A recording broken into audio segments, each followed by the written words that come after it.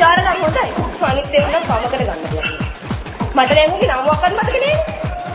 ඔය සමහර උන් මගදී හම්බෙනවා. ඒ මගදී හම්බෙද්දී උන් මන් දිහා බලන් එන ආඩම්බරේ. යාළුවෝ සෙට් එකත් එක්ක මං එන ඇටි ඕම කරලා බලන් ඉන්නවා. නොකිය කියන ඔයන්නෙත් මං ගහපු එකක් තමයි කියලා.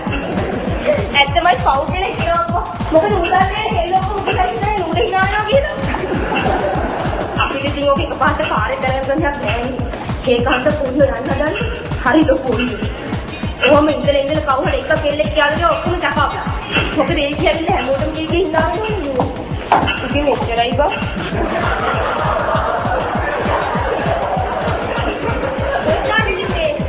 කොල්ල කියන්නේ මෙහෙමනේ. මොනවද මම කරන්නේ? කොහොම ලව් කරලා හරියන්නේ නැහැ. කොහෙද අරන් ඵලයන් බක් අරන් ගිහලා දීපම්පන් එල්ල කිරි ආපේ කපා.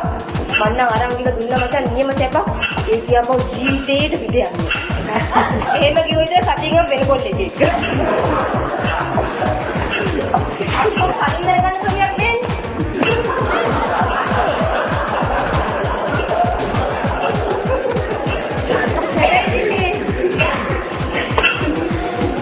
අපි නිලන්ත එහෙත් එක්කනේ කොල්ලෝ කියන්නේ මෙහෙමයි මොකද කෙල්ලොත් එක්ක යාළුවෙලා මොන විදිහට ගාගෙන ඉඳලා හිතන්නේ මාරයි ඒ උනාගේ මාර පස්සේ කියන්නේ ඔය චන්දි වගේ ඉන්නව නේද ඊට පස්සේ ඉතින් මේ මෙච්චරයි සල්පෙක් වල පස්සේ පොඩ ඔක්කොම චකවුදාසි මොකද ඌ ඇවිල්ලා කියනවා මේ නේ හරි වැඩක් උනා කියන්නේ ඔය මේ කොල්ලෝ ඉන්නවනේ සමහර උන්ට ෆ්ලයින් අප්පේ හදිස්සිය උන්ට ලෑන්ඩින් අප්පේ